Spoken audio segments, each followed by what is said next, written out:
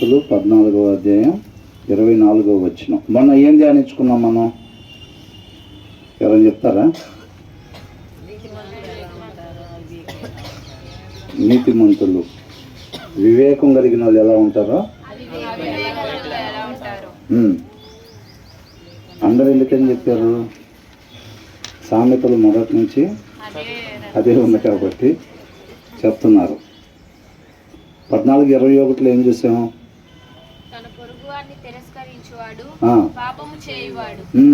మన పొరుగు వారిని అంట తిరస్కరించే వాళ్ళు ఎవరైనప్పటికీ కూడా, వాళ్ళు మంచి పని చేయకపోయినా, అవునా, వాళ్ళు మంచి పని చెయ్యకపోయినా, మనకి మంచి చెయ్యకపోయినా సరే మనం వాళ్ళని తిరస్కరించేవాడుగా ఉండకూడదు. అలాగని తిరస్కరించినట్టయితే మనం ఏం చేసినట్టంట? పాపం చేసినట్టుగా.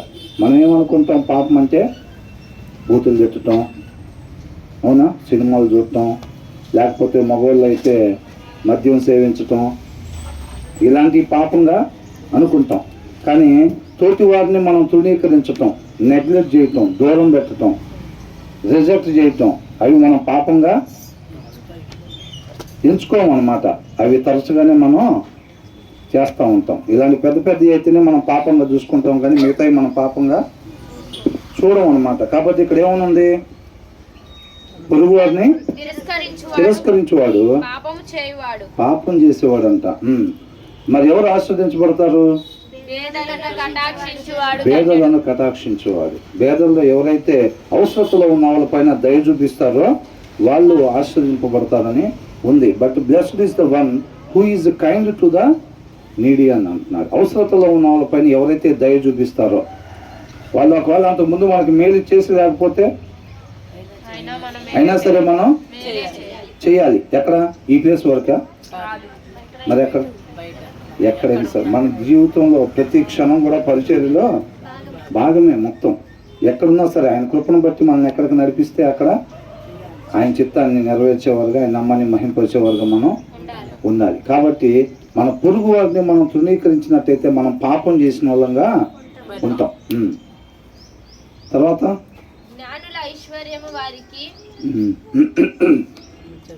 22 ఏమనుంది? ఎవరైతే వాక్యం లేనప్పుడే మన ఆలోచన మారిద్ది, అవునా? వాక్యం ఏం చేసిద్దంట? మన హృదయానికి, మన తలంపులకి కావలి ఉంటుంది అనమాట. అంటే మనం ఆలోచించకుండా వాక్యం కాపలా ఉండిద్ది అనమాట. అర్థమవుతుందండి? నాకేంటండి ఇలాంటి ఆలోచనలు వస్తున్నాయి, నా ఆలోచనలు, నా తీరేంటి ఎలా ఉండిద్ది అని అంటే ప్రాబ్లం ఎక్కడ? వాక్యం లేదు. మన హృదయానికి, మన తలంపులకి, మన ఆలోచనలకి కాపలా ఉండేది ఏంటంట? వాక్యం. మనలో వాక్యం లేనప్పుడు ఏమైంది? ఆలోచించకూడదు, మనం ఆలోచిస్తూ ఉంటాం. ఎదుటివారి పట్ల వాళ్ళకన్నా మనం బాగుండాలి, మనమే బాగుండాలి అనే ఈ ఆలోచనలు మొత్తం కూడా మనకు వస్తున్నాయి అని అంటే మన హృదయంలో వాక్యం లేదు కాబట్టి దాంట్లో నుంచి వస్తున్నాయి. ఇవన్నీ రాకూడని ఆలోచనలన్నీ వస్తున్నాయి. చేయకూడని పనులు మనం చేస్తున్నాం అన్నమాట. కాబట్టి వాటన్నిటి కాపలా ఉండేది ఏంటి? వాక్యం. రావాల్సింది మాత్రమే కూర్చోబెట్టాల్సింది. అందుకే నేను ఇక్కడికి వచ్చింది ఇందాక. మాట్లాడాల్సింది మాత్రమే మనం మాట్లాడేటట్టుగా ఏం చేసిద్ది? వాక్యం చేసిద్ది అనమాట. అర్థమవుతుందా? మనం చూడాల్సిన రీతిగా మాత్రమే చూసేటట్టుగా వాక్యం చేసిద్ది. మనం ప్రవర్తించాల్సిన రీతిగా మాత్రమే ప్రవర్తించేటట్టుగా వాక్యం చేసిద్ది అనమాట. వాక్యం 2 అంచులు కలిగిన ఖడ్గం అనమాట. కాబట్టి మన హృదయానికి, మన తలంపులకి కావలిగా ఉండిద్ది అనమాట. అది లేకుండా మనం మాట్లాడాల్సిందే మాట్లాడాలి అని అనుకోవటం పొరపాటు. అది సోమరితనం లాంటిది. అర్థమవుతుందండి? సోమరు ఏం చేస్తాడు? కష్టపడకుండా కూర్చొని కలవగంటూ ఉంటాడు. నేను ఇలా చేయాలి, అలా చేయాలి, బిల్లిగ్రామ్ గారిలా ఉండాలి, భక్త్ సింగ్ గారిలా ఉండాలి, లేకపోతే దేశన్న గారిలా ఉండాలని చెప్పి ఏం చేస్తాడు? కలవగంటూ ఉంటాడు. బైబిల్ తీసి వాక్యం చదవడు, ఆలోచన దిశగా పోకుండా. కానీ ఎలా ఉండాలనుకుంటాడు? ఈయన వస్తుంటే పెద్దగా అసలు జనం మొత్తం చప్పట్లు కొట్టి ఆహ్వానిస్తున్నట్టుగా, స్వస్థతల కోసం ఈయన దగ్గరికి వస్తున్నట్టుగా, ఇలాంటివన్నీ కళ్ళగా అంటూ ఉంటారు అన్నమాట. అర్థమవుతుందండి? కాబట్టి మనం మాట్లాడాల్సింది మాత్రమే మనం మాట్లాడాలంటే వాక్యం వల్ల మాత్రమే అది సాధ్యము. వాక్యం లేకుండా మనం మాట్లాడాల్సిందే మాట్లాడలేం. మాట్లాడకూడని మాటలు మనం మాట్లాడతాం. ఆలోచించకూడని మనం ఆలోచిస్తాం. అని అంటే మనం రక్షణ తీసుకోక ముందు ఏ రీతిగా మన ఆలోచన ఉండేదో అప్పుడు ఆలోచనలు ఎలా ఉంటాయి అందరికి? అవునా? మనమే డెవలప్ కావాలి. ఎలాగైనా సరే 10 మందిని మోసం చేసైనా సరే మనం బాగా డబ్బులు సంపాదించాలి, పేరు సంపాదించాలి, ఆరోగ్యం సంపాదించాలి. మన వాటికే మనం మాత్రమే ఈ ఆలోచనలన్నీ ఉంటా ఉంటాయి. అవునా? ఈ ఆలోచనలన్నీ ఉంటా ఉంటాయి అన్నమాట. అలాంటి ఆలోచనలు మనలో నుంచి రాకుండా ఉండాలంటే మనం ఏం చేయాలంట? కొత్తగా జన్మించిన శిశువు వల్లే నిర్మలమైన వాక్యం అనే పాల వలన రక్షణలో వృద్ధి చెందుతూ ఉంటాం. రక్షణలో మనం వృద్ధి చెందాలి అని అంటే ఆ పాలు అవసరం. ఏ పాలు? వాక్యం అనే పాలు. అది లేకపోతే మనం ఏమీ చేయలేం. కొత్తగా జన్మించిన శిశువు అంటే ఆయన కృపను బట్టి రక్షింపబడ్డాడు. ఆయన కృపను బట్టి ఎందుకు రక్షించుకుంటాడంట? ముందుగా మనం ఏదైతే సత్క్రియలు చేయాలని దేవుడు ఆలోచన చేస్తున్నాడో ఆ సత్క్రియలు చేయటం కోసం, మనం నీతిమంతులుగా ఉండి నిత్య జీవాన్ని పొందుకోవటానికి, అట్ ద సేమ్ టైం మన తర్వాత తరానికి ఒక మాదిరిని మనం కనపరచడానికి, ఒక మార్గాన్ని మనం కనపరచడానికి అన్నమాట. ఒక రైట్ వేని జనాలకి ప్రొక్లైమ్ చేయటానికి, అంటే చూపించటానికి, ప్రమోట్ చేయటానికి, ఇది సత్య మార్గం అని చెప్పి మన జీవితం ద్వారా చూపించాలి వాళ్ళకి. అర్థమవుతుందండి? మనం అలాగుండాలి. కాబట్టి వాక్యం లేకుండా మనం ఏమీ చేయలేము. దయచేసి వాక్యం చదవకుండా కలల కంటే సోమరి విశ్వాసులు లాంటి వాళ్ళం అన్నమాట మనం. అర్థమవుతుందండి? వాక్యాన్ని బాగా చదవాలి. చదివినప్పుడు దానిలో ఆశ పుట్టింది. మనకు రావాల్సిన ఆలోచనలే వస్తాయి, మాట్లాడాల్సిన మాటలే వస్తాయి. చూడాల్సిన విధంగానే చూస్తాం, ప్రవర్తించాల్సిన రీతిగా మాత్రమే మనం ప్రవర్తించేవారుగా ఉంటాం. కాబట్టి ఒక్కసారి వచ్చే అవకాశం వదిలిపెట్టద్దండి. మన శక్తి కొలది మనల్ని మనం ఉపేక్షించుకొని ఆయన పాదాల చేత చేరటానికి దేవుని కృప దయచేయమని కోరుకోవాలి. నిత్యం అన్నమాట. అవునా కాదు? కాబట్టి దాని తర్వాత ఏముంది? ఎవరైతే చెడు చేస్తారో వాళ్ళు ఏమవుతారంట? దారి తప్పిపోతారు. ఆలోచించినప్పుడు ఏమైందంట? మన దారి తప్పిపోతాం. ఆ ఆలోచించకూడని ఆలోచన మన తలంపుల్లోకి ఎట్లా వచ్చింది? వాక్యం కాపులా ఉండాలి కదా. మన దగ్గర వాక్యం లేదు. మరి వాక్యం లేకపోవటం వల్ల ఏమైంది? ఆలోచన వచ్చేసింది మనకి. ఆలోచన వచ్చినప్పుడు ఏమైంది? దారి తప్పిపోతాం అన్నమాట మనం. అలాగా. కానీ మనం ఎలా ఉండాలంటున్నాడు? But those who plan what is good. ఏం చేయాలంట? ఏది మంచి, ఏది నేను చేయాల్సింది, ఏది నేను మాట్లాడాల్సింది, ఏది నేను ప్రవర్తించాల్సి, ఏది పడితే అది మాట్లాడటం కాదు, ఏది పడితే అది ప్రవర్తించడం కాదు, ఎట్లా పడితే అట్లా చూడటం కాదు. నేను ఎలాగ మాత్రమే చూడాలి, ఎలాగ మాత్రమే నేను ఉండాలి, ఏది మాత్రమే నేను మాట్లాడాలి అనే ఒక జాగ్రత్త, భయము, భక్తి, ఆ వణుకు ఉండాలి మనలో. అర్థమవుతుందండి? ఆ వణుకుండే వాళ్ళు ఏం చేస్తారంటే అది నా వల్ల అవ్వదు, అది అర్థమైపోయింది వాళ్ళకి వాక్యం చదివేటప్పుడు. రావాల్సింది మాత్రమే నేను నుంచి వచ్చేటట్టుగా చేయటం నా వల్ల అవ్వదు, అది వాక్యమై ఉన్న దేవుడి వల్ల మాత్రమే సాధ్యం. కాబట్టి ఆ వాక్యాన్ని లోపలేసుకొని ఉంటాం ఎనీ టైం. అవునా? అంతేనా కదా? ఇప్పుడు ఏదైనా ఇక్కడ చిన్న పురుగు బొట్టలో తిరుగుతుంది అనుకోండి, మనం ఎక్కడ పడుకోవాలనుకోండి, అయితే ఏం చేస్తాం? ఒక కర్ర దగ్గర పెట్టుకుంటామా లేదా? కర్ర లేకుండా వచ్చి పడుకుంటామా? ఎందుకని పడుకోము? కర్ర లేకపోతే ఆ టైంలో కానీ వచ్చిందంటే నా పని అయిపోయినట్టే. కాబట్టి ఎనీ టైం సెక్యూరిటీ గార్డులకి, వాచ్మెన్లకి ఏం చేస్తారంట? ఏం చేస్తారు? ఖచ్చితంగా సెక్యూరిటీ గార్డు చేతిలో కర్ర పట్టుకునే తిరుగుతూ ఉంటాడు. కర్ర లేకుండా డ్యూటీకి వెళ్ళరు. మనం కూడా వాక్యం లేదు మన హృదయంలో అంటే ఖచ్చితంగా రాకూడదే వచ్చింది. మనం ఎవరన్నా కానీ, ఎన్ని సంవత్సరాలు అవుతున్నా బాప్తిసం తీసుకొని మనం ఎవరన్నా కానీ లోపల ఎంత ఆశ అన్నా ఉండని. అర్థమవుతుందండి? వాక్యం కానీ లేకపోతే మన పనులు బిజీలో కావచ్చు, ఏదైనా కావచ్చు, లాభం 10 రూపాయలు తక్కువ వచ్చినా పర్వాలేదులే, కానీ హృదయంలో వాక్యం ఉండేటట్టుగా మనం చూసుకోవాలి అంతే. ఈ టైం కూడా ఇంకా అక్కడ కేటాయిస్తే ఏదన్నా ఇంకొంచెం వస్తాయి కదా డబ్బులు. ఓటీలు చేసుకుంటే, ఇంకా ఓటీలు చేయటం వల్ల ఒకవేళ వాక్యం చదవలేకపోతుంటే కనుక ఓటీలు చేసుకోవటం మానుకోవాలంతే. అర్థమవుతుందండి? కాబట్టి ఆ జాగ్రత్త, ఆ భయం మనలో ఉండాలి. దాన్ని మన హృదయం అనే పలక మీద రాసుకొని దాన్ని జాగ్రత్తగా అవలంబించాలి, ఇష్టపడాలి, ఆశపడాలి, భయపడి ఆయన్ని ఆశ్రయించాలి. భయపడి ఆయన్ని ఆశ్రయించాలి.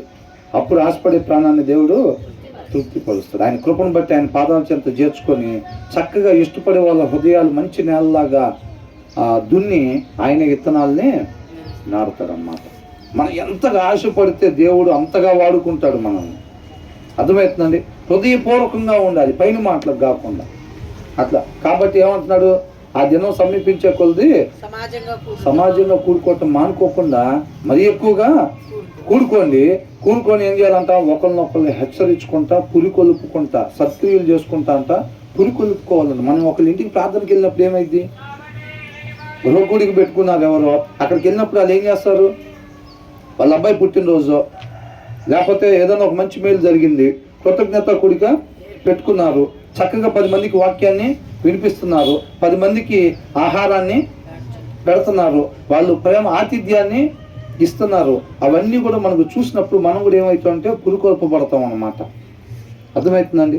కాబట్టి మనం కూడా దాంట్లో నుంచి ఏమి నేర్చుకోవాలో దాన్ని నేర్చుకుంటా దాని ప్రకారంగా మనం కూడా దేవుణ్ణి మహింపరిచేవారుగా ఉండాలి. చాలా విషయాలు నేర్చుకుంటాం. అట్లా ఒకళ్ళ ఇంటి దగ్గరికి వెళ్ళినప్పుడు వాక్యానుసారంగా ఎవరైతే ఉంటున్నారో వాళ్ళందరూ కూడా మన మధ్యలో ఉండటం మనకు మేలుకరం. అది దేవుడి ఏర్పాటు అన్నమాట. అది అవునా? ఎక్కడ ఆయనకి మీ మీద కృప ఉంది కాబట్టి ఎక్కడున్న వాళ్ళైనా పంపిస్తాడు, ఎక్కడున్న వాళ్ళైనా పంపిస్తాడు అన్నమాట. నీతిమంతుడంట ఆకలి కొండడు అంటున్నాడు. అవునా? ఆకలి కొండంటే ఈ రొట్టె ముక్కలు ఆకలి కాదు, ఆత్మీయ ఆహారం, కావాల్సిన ఆత్మీయ ఆహారం. ఎక్కడున్నా, ట్రైన్లో వెళ్తున్నా వచ్చింది, విమానంలో వెళ్తున్నా వచ్చింది, ఎడారిలో ఉన్నా సరే ఆయన మాటను అక్కడికి పంపిస్తాడు. అంతే ఆశపడాలి మనం అట్లాగా. అదే అంటున్నాడు, వాట్ ఈస్ గుడ్ అని అంటున్నాడు, ఫైండ్ లవ్ అండ్ ఫెయిత్ఫుల్నెస్ అని అంటున్నాడు.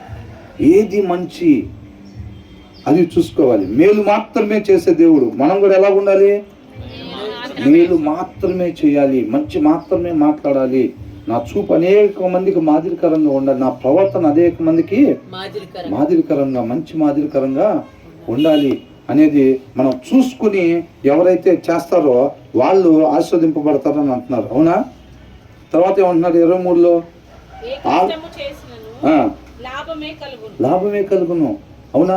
ఇప్పుడు ఒకళ్ళ దగ్గరికి వెళ్ళి మనం సహాయం చేయటానికి వెళ్ళినా, ఒకళ్ళ దగ్గరికి వెళ్ళి మనం సహాయం చేయటానికి వెళ్ళినా కానీ, లేదంటే ఒక అరగంట, ఒక 45 నిమిషాలు, ఒక గంట సేపు మనం ఒకే దగ్గర కూర్చొని వాక్యం చదవాలంటే మనకి బోరింగ్గా అనిపించింది. అవునా? కొంతసేపు వాళ్ళ దగ్గరికి వెళ్ళి ముచ్చట్లు, కొంతసేపు టీవీ, కొంతసేపు ఆ ఫోన్, ఈ ఫోన్ ఇలా చేస్తూ ఉండాలి. కానీ ఒకటే దగ్గర ఒక గంట సేపు కూర్చోవాలంటే ఇప్పుడు ఎక్కడ కూర్చుంటాంలే. వాక్యం చదవాలంటే మెయిన్ ఒకే దగ్గర కూర్చొని చదవాలి. అలా అనిపించింది. అది కష్టంగా అనిపించింది. కష్టంగా అనిపించినా సరే ఏంటంట, ఆల్ హార్డ్ వర్క్ అంట బ్రింగ్స్ ఏ ప్రాఫిట్ అని అంటున్నాడు. నువ్వు కూర్చొని చదివితే నీ ప్రయాస ఊరికనే ఏం పోదు. మన ఆత్మీయ ప్రయాస ఊరికనే ఏమీ పోదు. లోక సంబంధంగా కూడా ఏమంటున్నాడు, ఇతరుల కొరకు మన చేతులు కష్టపడాలంట. మన కోసమే కాదు, కొంతమంది వాళ్ళ కోసం వాళ్ళు కష్టపడే పరిస్థితి కూడా ఉండదు. భార్య పిల్లల్ని పెళ్ళైతే చేసుకుంటారులే కానీ భార్య పిల్లల్ని పోషించకుండా, పనికి పోకుండా, ఆ రోజువారీ వాళ్ళు వీళ్ళు వస్తే అప్పు తీసేసుకొని ఏదో అట్లా నడిపేస్తూ ఉంటారు. 4 రోజులు అయిన తర్వాత ఏమైంది, అవన్నీ అప్పులు పెరిగిపోతాయి. చాలా ఇబ్బందులు పడుతూ ఉంటారు. ఎందుకని? లేజినెస్ వల్ల, సోమరితనం వల్ల లేమిడితనం వచ్చింది అని అంటున్నారు. అది 2 రకాలుగా, ఆత్మీయంగా, శారీరకంగా కూడా. కాబట్టి మనం కష్టపడే వాళ్ళు ఉండాలి, కష్టపడాలి, దాని దగ్గర టైం ఇన్వెస్ట్ చేయాలి, సమయాన్ని కేటాయించాలి. మనం వాక్యం, ఆ జ్ఞానం పొందుకోవాలి అంటే హిడెన్ ట్రెజర్ అని అంటున్నాడు. గుప్త నిధిని, దాచబడిన నిధిని ఎతికినట్టుగా మనం వెతకాలి. అర్థమవుతుందండి? కాబట్టి అలాగే ఎవరైతే కష్టపడతారో వాళ్ళు ఏదైతే ఒక గొప్పగా ఆత్మీయంగా కార్యాలు జరగాలి, ఈ జీవితం ద్వారా దేవుని గొప్పగా మహింపరచాలి అని అంటే ఆ డ్రీమ్స్ అన్నీ కూడా ఫుల్ఫిల్ అవుతాయి అన్నమాట. లేకపోతే ఆ డ్రీమ్స్గానే ఉండిపోతాయి అంతే. వీళ్ళు ఏం చేస్తారంట, కేవలం ఉట్టి మాటలు, ఇది తర్వాత ఉంది అది. బట్ లేమిడికి కారణం అంట ఉట్టి మాటలు. వాక్యం చదవకుండా, గంట సేపు కూర్చోకుండా ఏం చేస్తారు, పరిచర్లో గొప్ప వాడబడతా ఉండాలి, అట్ట చేయాలి, ఇట్ట చేయాలి. రోజుకు 1 గంట వాక్యం దగ్గర కూర్చుంటున్నామా? కనీసం ఒక 20 నిమిషాలు ప్రార్థన చేస్తున్నామా? కార్యాలు మాత్రం ఎట్లా జరగాలి? భాషల్లో మాట్లాడాలి. మనం ప్రార్థన చేస్తే స్వస్థతలో జరగాలి. మనం వాక్యం చెప్తే అసలు ఏంది, అసలు ఇట్లా వచ్చింది వాక్యం వల్ల అని అనుకోవాలి. ఇవన్నీ జరగాలి. మనం మాత్రం గంట కూడా వాక్యం దగ్గర కూర్చోం. వాళ్ళు ఎవరంట? సోమరులు. అర్థమవుతుందండి? సోమరులేంటి నేను గొప్పగా పరిచయం చేయాలని ఆశ ఉంది నాకు అని అంటే ఆశ వాళ్ళకు ఉండిద్దంట, కానీ ఆ ఆశలుగానే మిగిలిపోతాయి అంట. కలలుగనేవాడు కష్టజీవి కాదు, దానికోసం టైంని కేటాయించాలి. ఏది ముఖ్యం అనుకుంటామో ఆ పని చేస్తాం మనం, అవునా కదా? కాబట్టి దానికి ఇచ్చే ప్రాధాన్యతను తెలుసుకొని దాని దగ్గర మన టయాన్ని ఇన్వెస్ట్ చేయాలి. ఇన్వెస్ట్ చేసి మన హృదయంలో సమృద్ధిగా వాక్యం నింపుకున్నప్పుడు ఆ జగ్గులో వాటర్ పోసుకోకుండా ఇది పోయి గ్లాసుల్లో పోసిద్దా? పోయిదాం. ఆ జగ్గులో నింపుకోవాలి. ఫస్ట్ నాకు పరిచయం స్టార్ట్ అయినప్పుడు నాకన్నా ముందుగా పరిచయంలో ఉన్న వాళ్ళకి ఇలాగా ప్రేరేపణ వస్తుందనంటే వాళ్ళు చెప్పిన ఫస్ట్ మాట ఏంటంటే, ఈ సమయం ఫస్ట్ నువ్వు బాగా దేవునితో సహవాసం చేయాలి, నువ్వు ఎక్కువ సమయం దేవుడితో గడపాలి. ఫస్ట్ నువ్వు నింపబడాలి. బాగా నింపబడతా ఉంటే పరిచర్య అయితే స్టార్ట్ చేయొచ్చు. స్టార్ట్ చేసేసి ఆయన ఎక్కడెక్కడికి నడిపిస్తే అక్కడక్కడ నడిపింపబడాలి అని చెప్పారు. కానీ నువ్వు ముఖ్యంగా చేయాల్సిన పని ఏంటంటే, నువ్వు ఎక్కువ సమయం నువ్వు దేవుని దగ్గర గడపాలి, నీలో నింపుకోవాలి బాగా వాక్యాన్ని. దాన్ని బట్టి ఆయన నడిపిస్తాడు. నువ్వు ఎక్కడెక్కడికి పోదావు నువ్వేం ప్లాన్ చేసుకోబాక, ఆయన నడిపిస్తాడు. నువ్వు చేసుకోవాల్సింది ఏంటంటే ఆయన పాదాల చెంత సమయాన్ని గడపాలి. అర్థమవుతుందండి? మనం చేసే ఫీల్డ్, నేను చేసే ఫీల్డ్కి ఒకవేళ నీకు తక్కువ లాభం వచ్చినా, ఇన్ కేసు ఒకవేళ నష్టపోవాల్సి వచ్చినా అన్న మాట కూడా అన్నారు. ఒకవేళ నష్టాలే రావచ్చు గాక, అయినా సరే దాంట్లో ఎక్కువ డబ్బులు వస్తున్నాయని లేకపోతే నష్టాలు వస్తున్నాయని టైం మొత్తం దానికి కేటాయించడానికి వీలు లేదు. దీనికి కేటాయించాల్సిన సమయం దీనికి కేటాయించాల్సిందే అని చెప్పారు అన్నమాట. అర్థమవుతుందండి? దేవుడు మహాకృప అలాంటి విషయాలు మన దగ్గరికి రావటం, మనల్ని బలపరచడం ఆయన ఉద్దేశం, అవునా కదా? నెబుకద్నెజరుతో దేవుడు మాట్లాడాలని ఆలోచన చేశాడు, దానియేలుని ప్రేరేపించాడు, ఆ కలభావం తనకు తెలియపరిచాడు. ఆయన కృప మన మీద ఉన్నప్పుడు ఏంటంటే మనకు కావాల్సింది ఎవరో ఒకరి ద్వారా, కాకుల ద్వారా పంపించినట్టుగా నన్ను పంపించాడు. అవునా కదా? ఎవరో ఒకళ్ళు కాకి బిల్డప్ ఇచ్చింది మనకి ఏం చేస్తారు? సౌల్లాగా కాకి సౌల్లాగా బిల్డప్ ఇచ్చిందని అంటే ఆ కాకిని తీసి పక్కన పెట్టి వేరే కాకి ద్వారా కార్యాన్ని ముందు జరిపించుకొని వెళ్ళిపోతూ ఉంటాడు. కాకి గొప్పతనం ఏం లేదు. మోసే ప్లేస్లో నిన్ను నన్ను పంపించి ఆ కర్ర తీసుకుని వెళ్ళి అక్కడ పెట్టు, నీళ్ళు రక్తంగా మారుతాయి అంటే మారుతాయి అంతే. మనుషుల్లో కాదు అక్కడ, కర్రలో కాదు అక్కడ. ఎక్కడి నుంచి? అది అక్కడి నుంచి మనం చూడాల్సింది ఎటువైపు? ఓహో మోసలో ఏం లేనప్పుడు మనం మోసే వైపు చూసేది ఏముంది? అది ఒక మంచి మాదిరిని కనపరిచారు, విధేయత చూపిస్తూ ఉన్నారు. అది నేర్చుకోవాలి మోసే దగ్గర నుంచి. అది కూడా ఆయన దగ్గర నుంచే వచ్చింది కదా, అవునా? కాబట్టి మన కర్ర వైపు చూడటం, మోసే వైపు చూడటం, కాకుల వైపు కాదు మనం చూడాల్సిందే, దేవుని వైపే చూడాలి. సమస్త మహిమ ఆయనకి మాత్రమే చెల్లించాలన్నమాట అంటున్నాడు. కాబట్టి మన ఉట్టి మాటలు దేనికి కారణం అవుతాయి అంట? లేమిడికి. అంటే అక్కడ అకౌంట్లో ఎంత ఉంటుంది? 0. ఇక్కడ బైబిల్ తీని వాళ్ళందరికీ, ఇక్కడ బైబిల్ తీరేవాళ్ళకి ఆ ఆశ పుట్టదు. ఆ ఆశ కలిగించేది వాక్యం చదువుతూ ఉంటే, ఎస్ నేను ఇలా ఉండాలి, నేను ఇలా చెయ్యాలి, నేను ఉండాల్సిన విధానం ఇది అనే మనకు లోపల తెలియబడతా ఉండిద్ది, ఆశ పడుతూ ఉండిద్ది అనమాట. ఆయన్ని ఆశ్రయించేటట్టుగా చేసిద్ది వాక్యం చదవటం. అర్థమవుతుందండి? కాబట్టి ఆ ఆశ కలిగినప్పుడే ఆయన్ని ఆశ్రయిస్తాము. కార్యం చేసేవాడు ఆయన, అప్పుడు అకౌంట్లో మనకి డబ్బులు పడతా ఉంటాయి. ఒక్కొక్క కార్యం వెంబడి కార్యం, మేలైన కార్యాలు మనం చేసుకుంటా ముందుకి వెళ్ళిపోతూ ఉంటాం అన్నమాట. అది ఎంత ఆనందంగా ఉండిద్దో అది, అవునా? అది అనుభవిస్తేనే తెలిసిద్ది. అది అట్లా లేదనుకోండి, మనం వాక్యం చదవకపోతే మనలో ఆశ కలగదు. ఆశ కలగకపోతే ఏమవుతుందంటే చక్కగా మరణానికి ముందు ఉన్నాయన్నీ శుభ్రంగా హైలైట్గా కనపడతా ఉంటే వాటి కోసం పరిగెడతా ఉంటాం. ఆయన ఆశ్రయించాం కదా, ఇంకా ఆయన ఆశ్రయించాము కాబట్టి వీటి కోసం మనం పరిగెడతా ఉంటాం. అక్కడ అకౌంట్లో ఎంత ఉంటుంది? 0. ఇక్కడ అకౌంట్లో మాత్రం సమృద్ధిగా ఉంటుంది.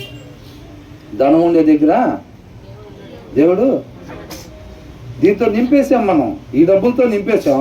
ఆయనకి చోట్లేదు. ఇంకా ఏమైంది? ఆయనకి చోట్లేదు. కరోనా వస్తే తప్ప ప్రభువా నేను రోజు ఇలా చదవాలనుకుంటున్నా, ఆయన ఇప్పుడు తెలియపరిచే ప్రభువా మీకే స్తోత్రం. ప్రతి ఒక్కళ్ళు బైబిల్ చదివిన వాళ్ళే. బైబిల్ చదివిన వాళ్ళు ఎవరున్నారు? ఎవరూ లేరు. వేరే పని లేకపోతేనే బైబిల్. లేచారు, బ్రష్ చేసుకున్నారు, టిఫిన్ చేశారు, ఇంకేం చేస్తాం? 1 గంట సేపు టీవీ చూస్తారు, 2 గంటల సేపు టీవీ చూశారు, తర్వాత బోరు పడుతున్నారు. ఇంకా బైబిల్ అని చదువుదాం. మనం అయ్యి స్వాతి పుస్తకాలు అయ్యి పెట్టుకోకూడదు కదా, గబక్కని ఎవరు వచ్చినా చూస్తారు కాబట్టి మనం ఏం పెట్టుకుంటాం, బైబిల్ ఉంటుంది. ఇంక టీవీలు చూసాం, ఆటలాడుకున్నాం, అన్నీ అయిపోయింది, బోరు కొడుతుంది ఇంకా అంటే సరే బైబిల్ చదువుతుంది. అప్పుడు చదువుతున్నా ఇదయ్యా మనం చేయాల్సిన పని, అసలు ఇప్పుడు దాకా మనం చేయలే, అందుకే కరోనా వచ్చింది, ఆయన మహాకృప అని అనుకున్నాం. కరోనా పోగానే మళ్ళీ అంతే గోటియూర్ ప్లేస్ అన్నాం, అక్కడ పంపించాము దాన్ని, మళ్ళీ రన్ వెనకాల మళ్ళీ రన్ ఫర్ అట్లా రన్ ఫర్ జీసస్ కాదులేండి, మనం ఏంటంటే లాక్ సంబంధమైన వాటి వెనకాల మళ్ళీ స్టార్ట్. పిల్లలకి భవిష్యత్తు, మన ఆరోగ్యం, డబ్బులు, పక్కన వాళ్ళకన్నా మనం బాగుండాలి, ముందు వాళ్ళకి పెద్ద కారు మనకి చిన్న కారు అయిపోయింది, దాన్ని అర్జెంటుగా మార్చి పెద్ద కారు సెట్ చేయాలి, దానికోసం పరిగెట్టు. అది అయిపోతే ఏమైంది, పోనీ కారు ఇచ్చాడు అనుకోండి దేవుడు, వాళ్ళకన్నా పెద్ద కారు ఇచ్చాడు, అయిపోతే ఇంకా ఇంకోటి సెట్ చేసుకుంటాం, ఇటు పక్కన చూస్తాం, ఏదో 3 స్టేర్ల బిల్డింగ్ ఉంటుంది, మన 2 స్టేర్లే ఉంటుంది, మళ్ళీ స్టార్ట్ పరిగెత్తటం. ఈ లోపల 10 సంవత్సరాలు పోతూ ఉంటాయి. ఇటేస్తాం 3 స్టేర్ల బిల్డింగ్కి 1 అంగుళం పైకి ఉండాలని చెప్తాం మేస్త్రికి, అవునా, కడతాడు, దానికన్నా 1 అంగుళం పైకి కడతాడు, ఇంటి ముందు 2 నుంచొని చూస్తే ఈ పెద్ద ఇల్లులాగా ఉన్నాను అనుకుంటే ఓకే మనకు కావాల్సింది అదే. తర్వాత ఏం చేస్తారు, ఇది చూస్తారు, ఇంకా ఇది చూస్తే సూర్య అన్నట్టుగా చాలా పొలం ఉంది ఆయనకి, మనకే లేదు, అయితే స్టార్ట్ మళ్ళీ ప్యాడ్స్ గీసి పెట్టుకొని మళ్ళీ రన్నింగ్ స్టార్ట్ చేస్తాం. అంతే. కరోనా టైంలో ఏమనుకున్నాం, ఇంత టైం వేస్ట్ చేశాను నేను చేయాల్సిన పని ఇది అసలు. అప్పుడు ఒక్కొక్కరికి బయటకు పోవడానికి అవకాశం లేదు, వాక్యం చదువుతుంటే ఆడికి మేలు చేయాలి, వీళ్ళకి మేలు చేయాలి, అది చేయాలి, ఇది చేయాలని ఆశపడుతూ ఉంది చదువుతుంటే, అవునా. వదిలిపెట్టంగానే బైబిల్ చదివింది లేదు, మళ్ళీ మనం ఏ ఉదాహరణలు బయలుపెడుతున్నారు మళ్ళీ, అంతేనా కదా. కాబట్టి ఆ పరిస్థితిని మర్చిపోకూడదు ఇప్పుడు. దాన్ని మనం ఎప్పుడెప్పుడు చదవాలన్నారు, కొత్తగా జన్మించిన శిశువు అంటే ఎప్పుడెప్పుడు అంటే పాలు తాగాల్సింది, నెలకోసారా, ప్రతిరోజు నిత్యం తాగాలన్నమాట. ఎక్కడ అకౌంట్లు చూసుకోవటం కదా, కొంతమంది యాప్కు ఫోన్పే ఓపెన్ చేయటం, ఇంకా అంతేనా, 1,00,000కి రీచ్ అవ్వలేదా, 88,000 దాసాం, ఇంకా 12,000 దాయాలి, ఎక్కడికైనా ఇంకా 12,000 దాయాలి, ఏం చూద్దాం, అవునా. ఇక 12,000 దాచిపెట్టాలి ఇట్టి పరిస్థితిలో. ఇదివరకు నేను ఫస్ట్లో అట్లా అనుకునేవాడిని, చిన్న పాకెట్ మనీ ఇస్తే 1,000 రూపాయలు దాచిపెట్టుకోవటం, ఆ 1,000 కాస్త మళ్ళీ తర్వాత నిదానంగా 10,000 దాయాలని చెప్పి, అసలు ఏం తినేది ఉండదు, తాగేది ఉండదు, అయిపోతాయి కదా డబ్బులు, చిన్న ఒక్కొక్క అయితే దాచిపెడతా ఉంటాం. అది అలా ఉండిద్ది. మనం ఎక్కడ అకౌంట్లు చూసుకుంటూ ఉంటాం పద్దాకలా. ఎక్కడ అకౌంట్ చూడాలి విశ్వాసి, అక్కడ అకౌంట్ మాత్రమే చూడాలి. ఒక్కసారన్నా ఇక్కడ అకౌంట్ చూసామంటే ఏమైంది, అమ్మ అయిపోతున్నాయి రా డబ్బులు అని అనుకుంటాం. ఎవరైనా అవసరతలో ఉన్నా సరే మనం ఏం చేస్తాం, మన హృదయాన్ని కఠినపరుచుకుంటాం. ఫరో హృదయం లాగా ఏం చేస్తాం, కఠినపరుచుకుంటాం. ఆ దినాల్లో ఇజ్రాయెల్ జనాలు ఎట్లయితే వాళ్ళ హృదయాన్ని కఠినపరుచుకొని అరణ్యంలో రాలిపోయారో, మనం కూడా ఏం చేస్తాం, కఠినపరుచుకుంటాం. డబ్బులు అయిపోతున్నాయి అనుకునే వాళ్ళు ఏమీ చేయలేం, అవునా కదా. ఆయనతో సహవాసం, ఆయనతో బలంగా అంటుకట్టబడి ఉంటే ఆ ధైర్యం ఉండిద్ది అన్నమాట మనకి. ఆయన నడిపిస్తే నడుస్తాం. కాబట్టి మనం సమృద్ధిగా మన అకౌంట్లో ఉండాలి అని అంటే ఏం చేయాలి, కష్టపడాలంట, అవునా. కష్టపడటం వల్ల ఏమొచ్చిందంట, లాభం వచ్చిందంట. కానీ ఉట్టి మాటల వల్ల ఏమొచ్చిందంట, ఏం చేస్తామో వచ్చిందంట. కావాల్సిన ఇన్పుట్ ఏమీ పెట్టకుండా పరిచర్లో బహు గొప్పగా వాడబడాలి, దేవుడి నామాన్ని గొప్పగా మహింపరచాలంటే అవన్నీ ఉట్టి కళ్ళలాగానే ఉంటాయి. ఆయన కృపను బట్టి మనకి ఇచ్చిన సమయాన్ని ఆయన పాదాల చెంత గడపడానికి ఇష్టపడాలి, అవునా కదా. సమయాలు చెప్పినప్పుడు పలానా దగ్గరికి వెళ్ళు అని అన్నప్పుడు తైలపు కొమ్ము తీసుకొని అక్కడికి వెళ్తాడు. మిగతా టైం అంతా ఎక్కడ ఉంటాడు, దేవుని పాదాల చెంత ఉంటాడు అంతే. ఏంది ప్రభువా 24 గంటల్లో 23 గంటలు 45 నిమిషాలు వాక్యం చదవటమేనా, పావు గంట వాడుకుంటావా నన్ను, సమయాలు చెప్పచ్చుగా. సౌలు ఉన్నంత టైము ఏదో ఒక 2-3 సార్లు పిలిచాడు, అప్పుడు దాకేనా ఆయన పాదాలు చెంతే. ఆయన 20 ఏళ్ళు ఉంటే, 15 ఏళ్ళు ఉంటే, 10 ఏళ్ళు ఉంటే, ఆ పిలిచిన 2-3 సార్లు వెళ్ళటమే తప్ప మిగతా టైంలో ఆయన పాదాలు చెంతే. ఇక్కడేమిటి ఏమొచ్చింది ప్రభా, బయటికి పంపించి వాడుకోవాలి కదా నన్ను, అవునా. సమయాలు ఊళ్ళోకి వస్తుంటే ఆయనంతా గజగజ వణిగిపోయారు. ఆయన వస్తుంటే సమాధానంగానే వస్తున్నాం. ఆయన నోటి మాట దేవుని వాక్ అంతే. అర్థమవుతుందండి. ఆ శక్తి ఎక్కడి నుంచి వచ్చింది, అంతే. యేసుక్రీస్తు వారు మనిషిగా జన్మించినప్పుడు నీకు చూపు కలుగునుగాక అని అంటే ఎక్కడి నుంచి కలిగింది? అది తండ్రి దగ్గర నుంచి కలిగింది అది. అవునా? ఈయన పూర్తిగా ఉపేక్షించుకొని ఇక్కడ దేవుడిగా జీవించాడా? యేసుక్రీస్తు వారు మనిషిగా జీవించాడా? మనిషిగానే జీవించాడు. రాసింది క్లియర్గా.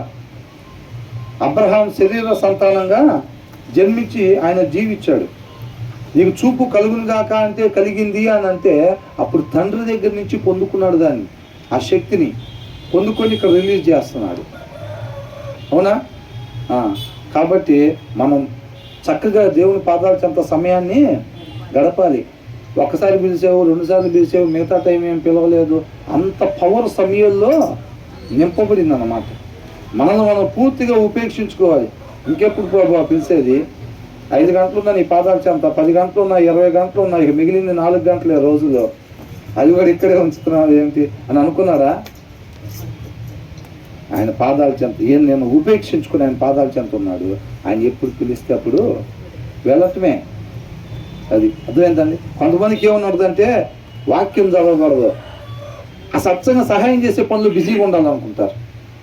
ఏంటంట? వాక్యం చదివిన వాళ్ళు, బాగా వాక్యంలో నింపబడ్డ వాళ్ళు, ఆ వాక్యం ఎక్కడెక్కడికి నడిపించుద్దో చూసారండి. ఒకరికి మేలు చేయడానికి వాక్యం మనం చదవలేము లేదు, ప్రార్థన కూడా చేయలేం. కానీ అందరికీ సహాయం చేయమంటే చేస్తా, ఆ పనులు నేను బిజీగా ఉండాలి అని ఆశపడుతూ ఉంటారు. అవన్నీ ఇప్పుడు చూపిస్తుందా? లేమితనానికి కారణమవుతాయి అన్నమాట. కాబట్టి మన వాక్యం దగ్గర సమయాన్ని కేటాయించాలి. హిడెన్ ట్రెజర్ని ఎతికినట్టు దాంట్లో ఉన్న జ్ఞానాన్ని ఎతకాలి. ఆ మాట మన దగ్గరకు వచ్చిందనంటే అది ఆయన చిత్తం నెరవేర్చుకుని వెనక్కి తిరగదంతే. ఆ నమ్మకం కలిగి ఉండాలి. ఉట్టికినా మనం పోయి ఊరు మొత్తం తిరిగి వచ్చినా ఉపయోగం ఏమీ లేదు. మీరు చూడండి, మన వాక్యం చదవకుండా, వాక్యంతో నింపబడకుండా నేను పోయి నీతిమంతుల్లాగే మాట్లాడాలి, ఎదుటివారి జీవితాల్లో ఆశను చిగురింపజేయాలని మనం ఎంత ప్రయత్నం చేసినా వ్యర్థమే. రావాల్సింది రాకపోగా రాకూడని మాటలు వస్తూ ఉంటాయి. ఎందుకని? వాక్యం లేని హృదయంలో నుంచి ఏమొచ్చింది? మంచి రావటం మానేసి ఏం కాముకుండదు. అది దాంట్లో నుంచి ఆ మొన్న మోసకరమైంది వచ్చింది. నువ్వు ఎప్పుడైతే వాక్యం లేకుండా ఊరు మొత్తం తిరుగుతావో మేలు జరగకపోతుంది కాక నష్టం జరిగిద్ది. కాదు అడిగితే ఏం చెబుతాం? మేలే చేద్దాం. ఎందుకు వెళ్ళి వచ్చావు? ఊరు మొత్తం తగలబెట్టి వచ్చావు ఏంటి నువ్వు అని అంటే, నేను మేలు చేద్దామనే పోయాను, కాకపోతే ఊరు మొత్తం తగలబడింది. మరి తగలబడతాం అంటే ఏంది? మాట్లాడకూడని మాటలు మాట్లాడొచ్చాడు, అలకాడ అలకాడ చూడకూడని చూపులు చూసి వచ్చాడు, ప్రవర్తించకూడని రీతిగా ప్రవర్తించి వచ్చాడు. కాకపోతే ఏమనుకుంటున్నాడు? మంచిగానే ఉండాలి, మంచిగా మాట్లాడాలి అందరితో అని వెళ్ళాడు. ఎట్లా పోయాడు? హృదయంలో వాక్యం లేకుండా పోయాడు. వాక్యం చదవకుండా పోయి ఊరు మొత్తానికి మేలు చేద్దామని వెళ్ళాడు. జరిగిద్దా మేలు? అవ్వదు. మనిషి అనుకుంటే ఏ పని కూడా అవ్వదు. ఆయన వలన, వాక్యం అయి ఉన్న దేవుడి వలన మాత్రమే మేలు చేయటం సాధ్యం. కాబట్టి ఆ వాక్యాన్ని ఫస్ట్ సమృద్ధిగా మన హృదయంలో ఉంచుకోవాలి. అవునా? ఎందుకు ఇన్నిసార్లు చెప్తున్నానంటే, ఒక వచనం చదవటం లేకపోతే రెండో వచనం చదవటం అనేది ముఖ్యం కాదు, కానీ వాక్యం చదవటం. ఇక్కడికి వచ్చినప్పుడు మనం ఏం చెప్తున్నాం? ఆయన కుమారుడు ఏం చెప్పినట్టుగా చేయండి అని అంటున్నాడు తండ్రి. చర్చిలో చెప్పబడేది అదే. అర్థమవుతుందండి? ఏంటంట? నా కుమారుడు ద్వారా నేను ఏదైతే చెప్తున్నానో దాన్ని చేయండి అని ఇక్కడ చెప్తారు. అది ఆయన ఏం చెప్తున్నాడు అనేది ఇంటికి పోయి చదువుకోవాలి మనం. అవునా? ఎగ్జాంపుల్గా అంటే ఇప్పుడు చెప్పాం కదా, లెక్కల మాస్టరు ఏం చేస్తాడు? ఎగ్జాంపుల్గా ఒకటి ఉండేది లెక్క. ఆ ఎగ్జాంపుల్ లెక్కను చెప్పి ఆ మిగతా అన్నీ అలాగే ఉంటాయి చేయండి అని అంటాడు. మనం ఇంటికి వెళ్ళి ఏం చేయాలి? ఆ ఇంటికి వెళ్ళి అవి మొత్తం చేసుకోవాలి. ఇక్కడ చెప్పబడేది కూడా అంతే. తండ్రి మాట ఏం చెప్తున్నాడు అంటే, ఆయన కుమారుడు ఏది చెప్తున్నాడో ఆ రీతిగా ఉండండి, మీరు పోగొట్టుకున్న స్థితిని మరలా పొందుకుంటారు అని ఇక్కడ చెప్తారనమాట. మనం ఇంటికి వెళ్ళి ఆయన కుమారుడు ద్వారా దేవుడు ఏం చెప్పాడు ఇంతకీ అనేది మనం ఇంటికి వెళ్ళి చదువుకోవాలి. అర్థమవుతుందండి? అది చదవకపోతే మీరేం చెప్తారంటే, తండ్రి చెప్తున్నాడు, ఆయన కుమారుడు ఏది చెప్తే చేయమంటున్నాడు అని నేర్చుకుంటారు ఇక్కడ. అవునా? ఏం చెప్పాడంటే ఏం చెప్తారు? ఏం చెప్పాడో మాకు తెలియదండి. ఆయన కుమారుడు చెప్పినట్టుగా చేయమని చెప్పాడు. అదైతే మాత్రం మాకు చర్చిలో రోజు చెప్తారు. నేను అక్కడ విన్నా. ఏంటంట?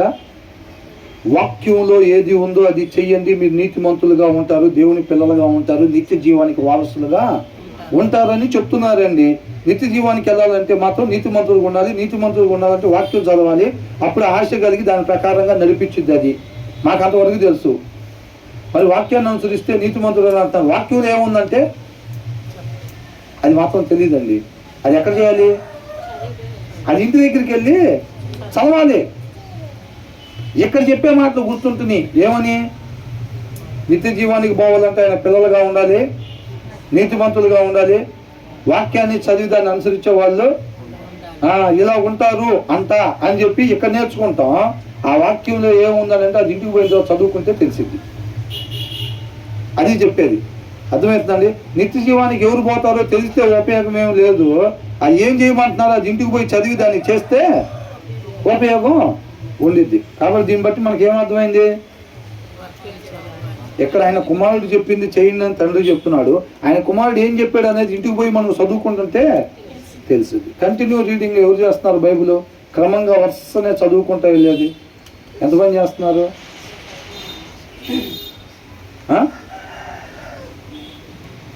చూడండి ఎన్ని చేతులు లేచినాయి, చూడండి ఎన్ని చేతులు లేచినాయి చూడండి. రోజు ఏం చెప్తున్నారు ఇక్కడ?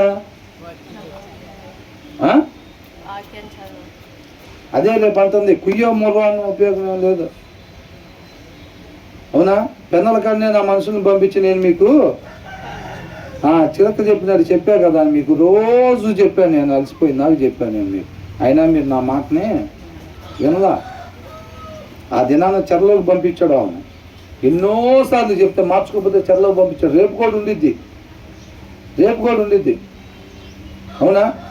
సృష్టికర్త మాట వినటానికి ఇష్టపడట్లేదండి. వాక్యం చదవకపోవటం అంటే ఏంది? ఏముంటుంది దీంట్లో? మన సృష్టికర్త మాట అర్థమవుతుందా? తయారు చేసి నేను ఎలా ఉండాలనేది ఆయన చెబుతున్నాడు. నీ మాట వినటానికి మాకు ఇష్టం లేదని అర్థం. వాక్యం బైబుల్ తీయట్లేదు అని అంటే నీ మాట వినటానికి మాకు ఇష్టం లేదు. మా సృష్టికర్త నువ్వే, అయినా నీ మాట వినటానికి మాకు ఇష్టం లేదని మన ప్రవర్తన ద్వారా తెలియపరుస్తున్నాం అన్నమాట. ఆ దినాన్ని అవ్వజేసిన పని కూడా అదే. అర్థమవుతుందా? మా సృష్టికర్త నువ్వే, అయినా నీ మాట ప్రకారం ఉండే ఆలోచన మాకు లేదు. తిరస్కారం చేసి మరణాన్ని తీసుకొచ్చుకున్నారు. ఈ దినాన్ని కూడా మొత్తుకుంటున్నాడు. పాత నిబంధనలు ఎందుకు రాశారు అనుకుంటున్నారు? హిస్టరీ లాగా స్టోరీ తెలుసుకొని టిప్పు సుల్తాన్ గురించి తెలుసుకున్నట్టుగా వాళ్ళ గురించి వీళ్ళ గురించి తెలుసుకొని వదిలిపెడతానికి కాదు. అర్థమవుతుందండి? దాంతో ఇది పోల్చబడింది అన్నమాట. ఆ దినాన వాళ్ళు అలా ఉండి నశించిపోయారు. ఆ దినాన కొంతమంది నా మాట ప్రకారంగా ఉండి యెహోషువ కాలేబ్ లాంటి వాళ్ళు కనాన్లోకి పాలు తెల్లు ప్రవహించే దానిలోకి మీరు ప్రవహించారు. అలాంటి నిత్య జీవంలోకి మీరు కూడా ఈ దినాన వాళ్ళకులాగా విధేయత నా మాట ప్రకారంగా విని నడుచుకుంటే నిత్య జీవంలోకి ప్రవేశిస్తారు వాళ్ళకులాగా. కాకపోతే యెహోషువ కాలేబ్ కాకుండా మిగతా వాళ్ళు ఎక్కడైతే అరణ్యంలో రాలిపోయారో మీరు కూడా కేవలం చెవులతో విని, వాళ్ళు విన్నారా లేదా?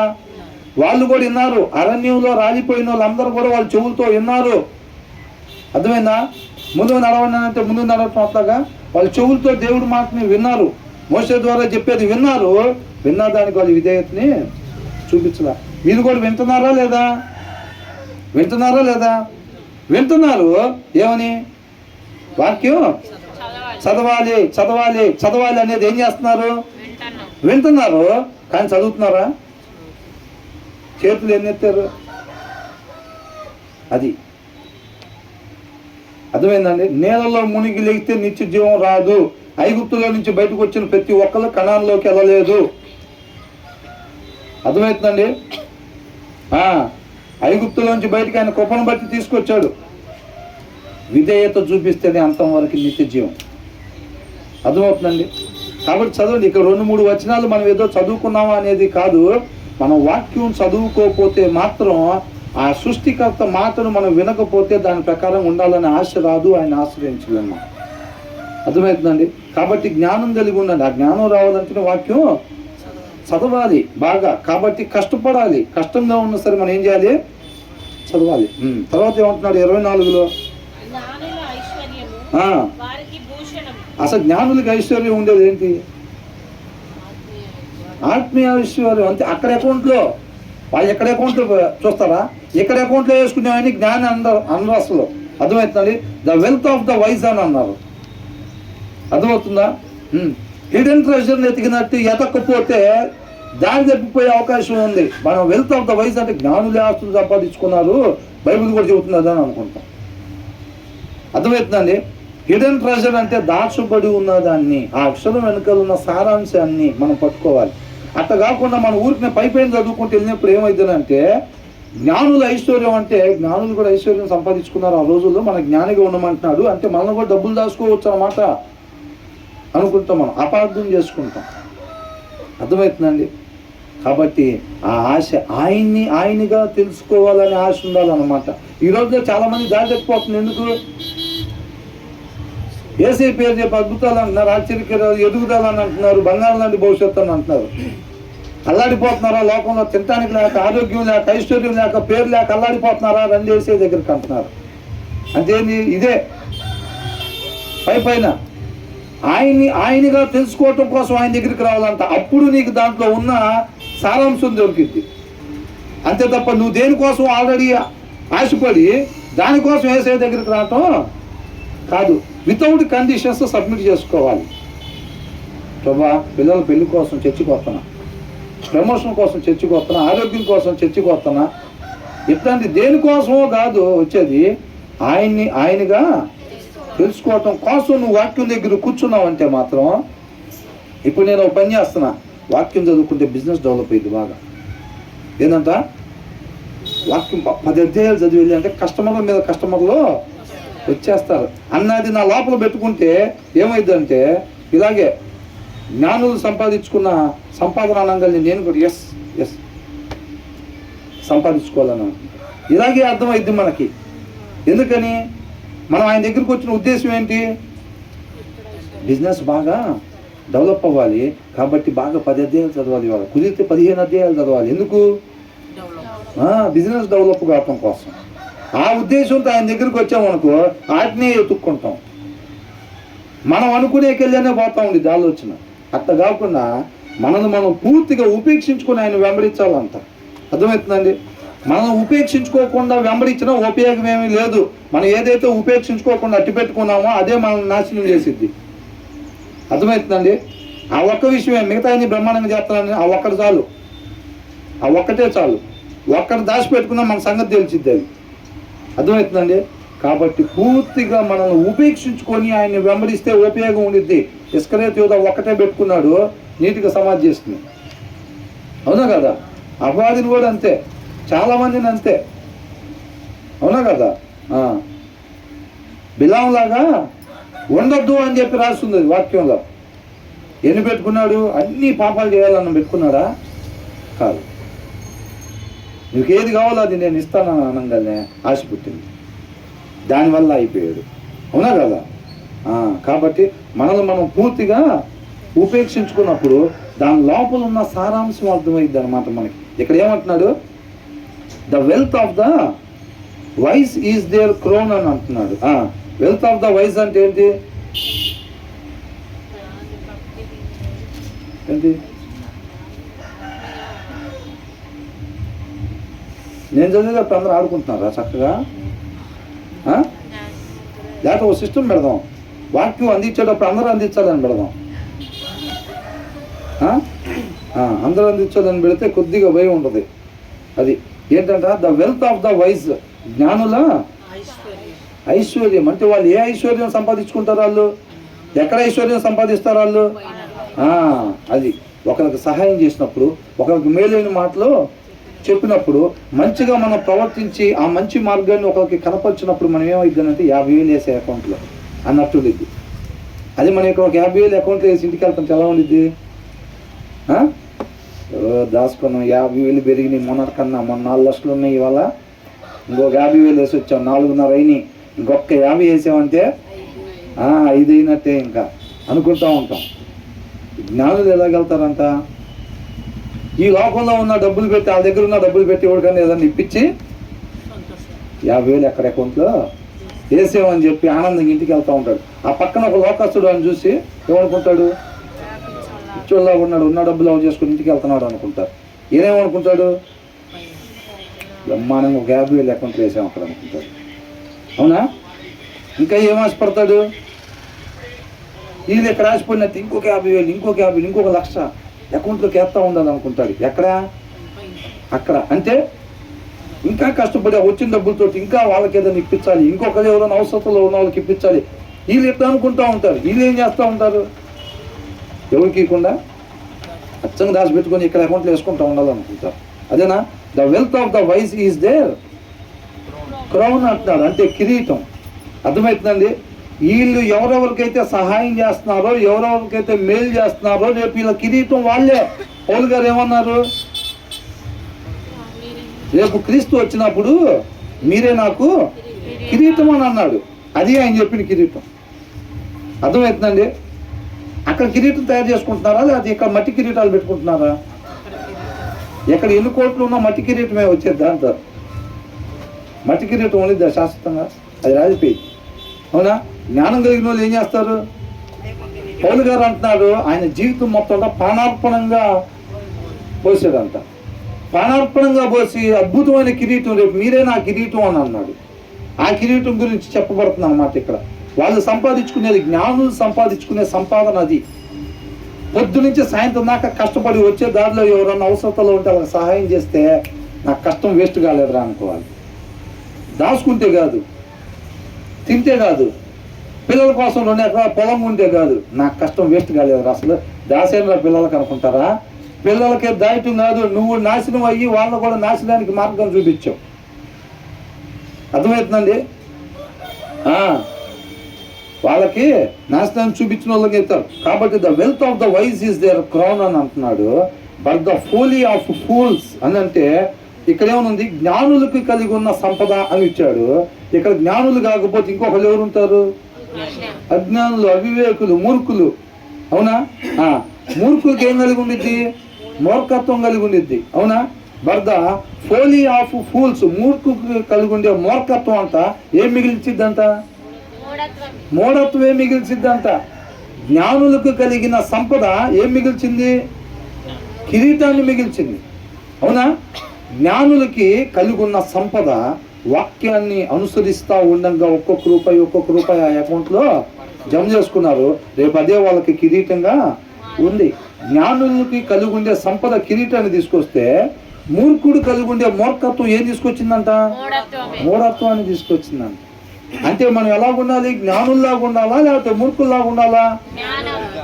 జ్ఞానుల్లాగా ఉండాలి. జ్ఞానుల సంపాదన సంపాదించుకోవాలి. జ్ఞానుల సంపాదన ఏది? జ్ఞాని మరణం తర్వాత ఉండేదాన్ని మాత్రమే చూస్తాడు అన్నమాట. అంటే అక్కడ మాత్రమే సంపాదన దాచుకుంటాడు. అర్థమవుతుందండి? టిఫిన్ టైం అయిందా? చాలామంది వాళ్ళ ఉన్న శరీరాన్ని ఉపయోగించుకొని బెదర్ టిఫిన్ టైం అయింది అన్నట్టుగా తెలియపరుస్తున్నారు. సరే, ఒక 2 వచనాలు ధ్యానించుకొని ముగిద్దామండి. ఏంటంటే ఇక్కడ మనం ఎలా ఉండమంటున్నారు? మన జ్ఞానుల్లాగా ఉండాలా, మూర్ఖుల్లాగా ఉండాలా? జ్ఞానుల్లాగానే ఉండాలి. వాక్యం మాత్రం ఏంటంట? అది సామర్థ్యం చేసేది ఏంటంట? జ్ఞానుల్లాగా ఉండాలి. అక్కడే డబ్బు సంపాదించాలి, అక్కడ ఉన్న కిరీటం పెట్టుకోవాలి, అదే పెట్టాలి. బైబిల్ మాత్రం ఇగో సోమరి కలలుగా అన్నట్టుగా అయిపోతాయి అవన్నీ. కష్టపడకపోతే వాక్యం చదవంటే అబ్బో అంటుల్లో మన తోగుతా, బట్టలు ఉతకమంటే ఉతుకుతా, ఇల్లు తడిగుడ్డు పెట్టి తొడవమంటే తుడుస్తా, 2 కస్టమర్లతో మాట్లాడమంటే మాట్లాడతా, 2 టెంట్లు వేయమంటే వేస్తా, బండి మీద డ్రాప్ చేయమంటే చేస్తా. వాక్యం చదవమని మాత్రం దయచేసి చెప్పు. వాక్యం ఇంకొక 2 దింపమంటే దింపుతా. అవునే కదా మనం చేసే పని అది.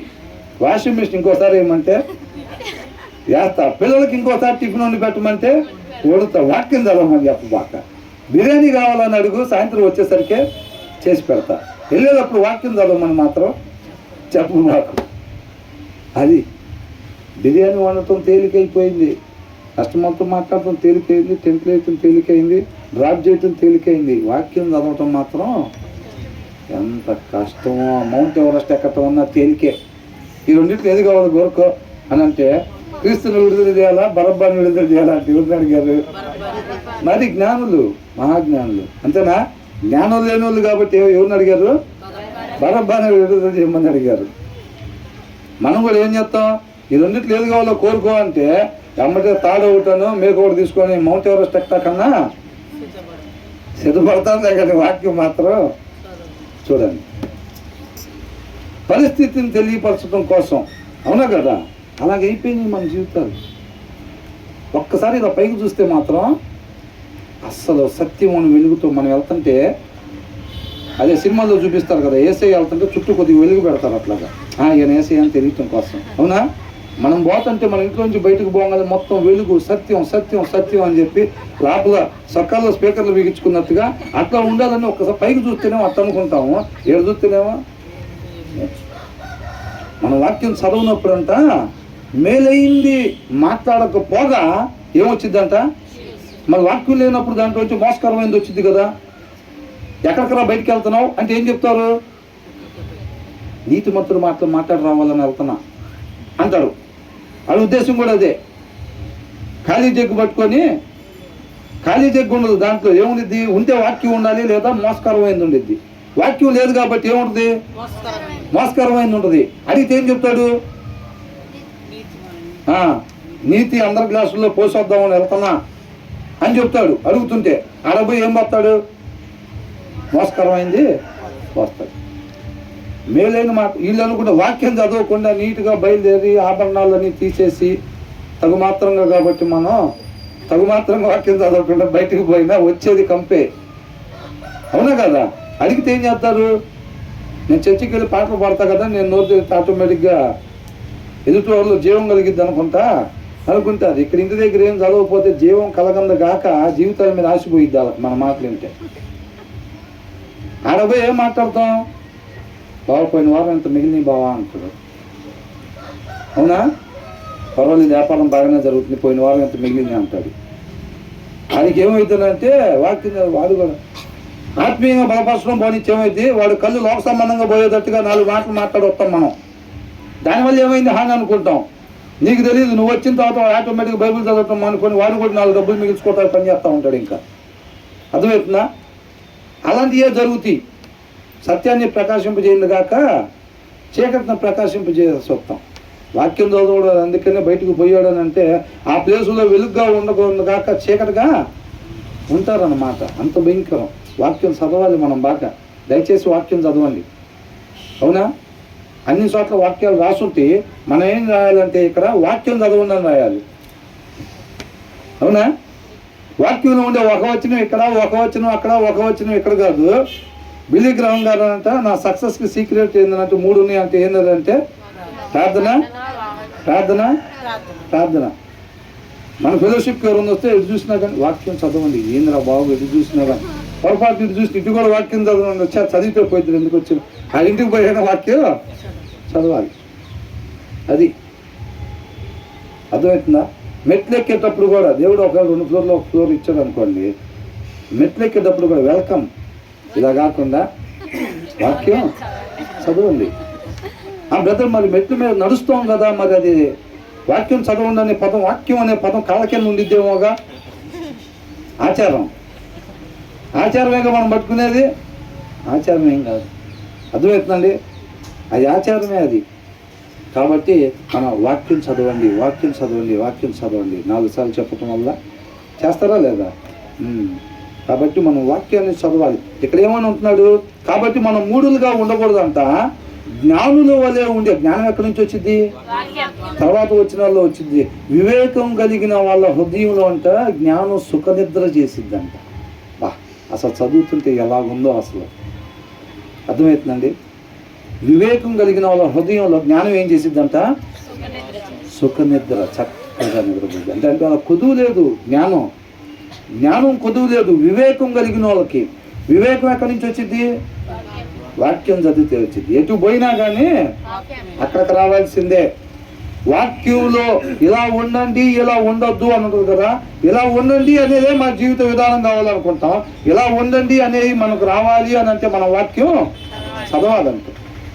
వాక్యం చదవకుండా ఉండాల్సింది మాత్రమే ఉండాలి అని అంటే అవన్నీ గాలిలో మేడలే అట్లా ఉంటాయి అన్నమాట. కాబట్టి మనం జ్ఞానుల వలె ఉండి జ్ఞానులు సంపాదించుకునే ఆస్తి, అవసరతల్లో ఉన్న వాళ్ళని ఆదుకొని అక్కడ ఆస్తి మనం సంపాదించుకోవాలి, ఆత్మను సంపాదించుకోవాలి.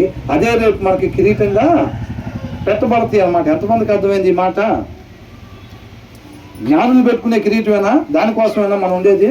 అదేనా మన నిరీక్షణ? అది పానార్పణంగా పోయిబడి అంట పౌలు గారు, రేపు మీరే నా కిరీటం అయి ఉన్నారని అంటున్నారు. మనం కూడా ఏం చేయాలి? పానార్పణంగా పొయ్యాలి. ఒక్కొక్క చుక్క దాచుకోవటం కాదు, పిల్లలకి అందించడం కాదు. వెనకాల ఇటు నుంచి నాన్న నేను గ్లాస్ అందించాను, నువ్వు బాటిల్ తయారు చేయి. ఏంటంట? ఎవరికి ఇవ్వకుండా అంట మొత్తం గ్లాస్ తయారు చేసి అంట వాళ్ళ అబ్బాయికి అందించి జీవితాన్ని ముగించాడు. వాళ్ళ అబ్బాయి దాన్ని బాటిల్ తయారు చేయాలంట. వాళ్ళ అబ్బాయి కూడా ఎవరికి సహాయం చేయకుండా వాళ్ళ వెనకొచ్చేవాడికి 20 లీటర్ల టిన్లాగా ఇస్తాడు దాన్ని. అవునా? రేపు అందరూ ఒకటే సాటు ఉంటారు. ఎక్కడ అట్లా అయిపోయింది. తర్వాత ఏమంటున్నారు? బా వచ్చేటప్పుడు డిసైడ్ అయ్యి వచ్చా 14వ అధ్యాయం అయిపోవాలి. వాళ్ళు ఎట్టి పరిస్థితులు ఏదైనా కానీ ఎట్టి పరిస్థితుల్లో క్లోజ్ చేద్దామని వచ్చా, కానీ నువ్వుగా బాబు క్లోజ్ చేయటానికన్నా స్వరమైన పడుతుంది. అర్థమవుతుందా?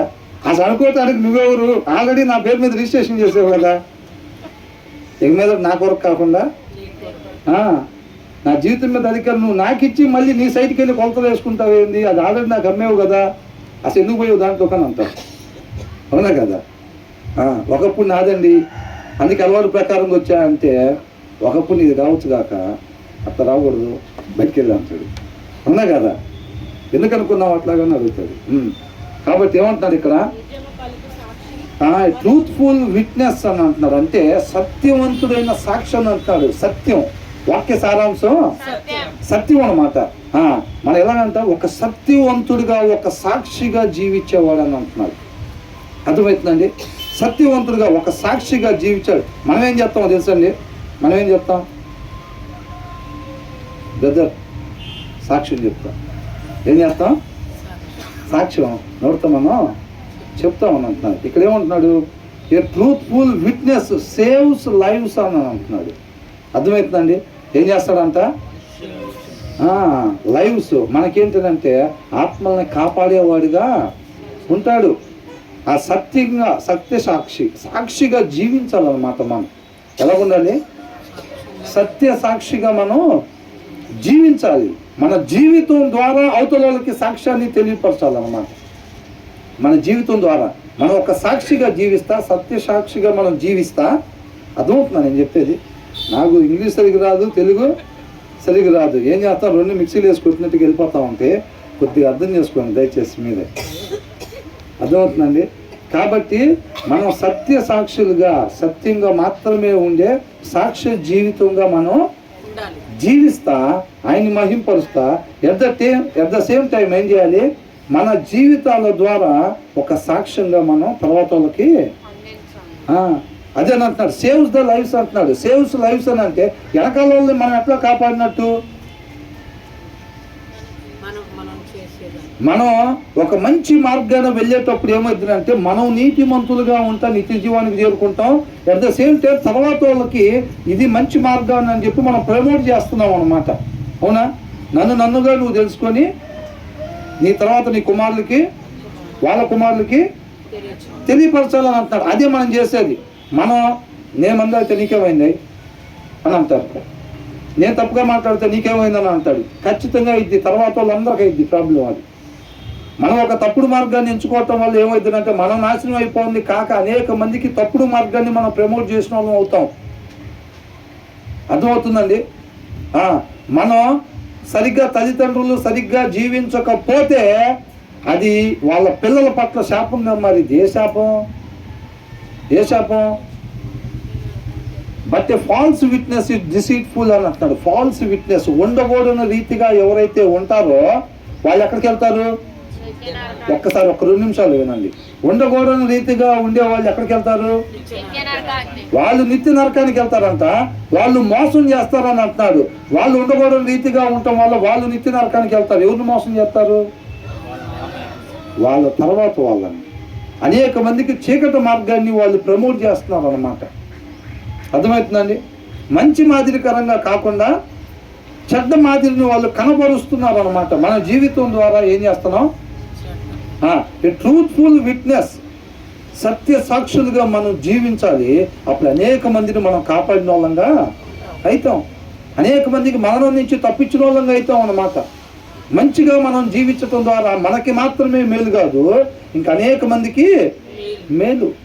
వాళ్ళు మంచి మాదిరిని మనం కనపరిచి దాన్ని ప్రమోట్ చేస్తున్నప్పుడు వాళ్ళు కూడా ఆ మార్గాన్ని వస్తారు, మేలుని పొందుకుంటారు. బట్ ఫాల్స్ విట్నెస్ అని అంటున్నాడు. ఉండకూడని రీతిగా ఉండేవాడు అంత మోసం చేస్తాడు అంటున్నాడు. ఉండకూడని రీతిగా ఉండేవాడు ఏం చేస్తాడు, అనేక మందికి ఆ దారిని కనపరుస్తూ ఉంటాడు. అది ఇటు కూడా కొంతమంది వెళ్తున్నారా అని చెప్పి ఏం చేస్తారు, అది కూడా కొంతమంది వాళ్ళు చేసినట్టు వీళ్ళు కూడా చేస్తారు. చేయగానే ఏమైంది, మోసపోతారు, డిసీట్ఫుల్ అని రాస్తారు. అర్థమవుతుందండి. ఆ పోయినోడు ఆల్రెడీ వాడి నాశనం అయిపోయి వీళ్ళందరినీ కూడా మోసం చేసినోడుగా అవుతాడు. కాబట్టి మనం ఎలా ఉండాలి, ఎలాంటి సాక్షులుగా ఉండాలి, సత్య సాక్షులుగా ఉండాలి. మనం నీతిమంతులుగా జీవించినప్పుడు అనేక మందికి మనం మంచి మాదిరిని ప్రమోట్ చేస్తున్నట్టే, ఆల్రెడీ అర్థమవుతుందండి. ఆ సత్యాన్ని ప్రకాశింపజేస్తున్నట్టే. మనం ఎప్పుడైతే నీతిమంతుల వాక్యాన్ని చదివి దాని ప్రకారం అనుసరిస్తూ వెళ్తూ ఉంటామో అనేక మందికి మన క్రియల ద్వారా కావచ్చు, మన ప్రవర్తన ద్వారా, మన చూపు ద్వారా, మన మాట ద్వారా దాన్ని ఏం చేస్తున్నాం, ప్రకాశింపజేస్తున్నాం. వాక్యంలో కూడా ప్రకాశింపజేస్తూ ఉంటాడు. దేన్ని, చీకటిని. వాడు మోసం చేస్తాడు, వాడి చెడ్డ పలుకులు పలుకుతూ ఉంటాడు. వాడి చెడ్డ పలుకులు పలికేటప్పుడు ఆటోమేటిక్గా నిత్య నరకానికి దిగిపోతాడు. అంత మాత్రమే కాదు, వాడు ఆ చీకటిని ప్రకాశింపజేయటం ద్వారా ఇంటి పక్కనోడు కూడా పిల్లోడు తిట్టే బూతులు నేర్చుకుంటాడా లేదా?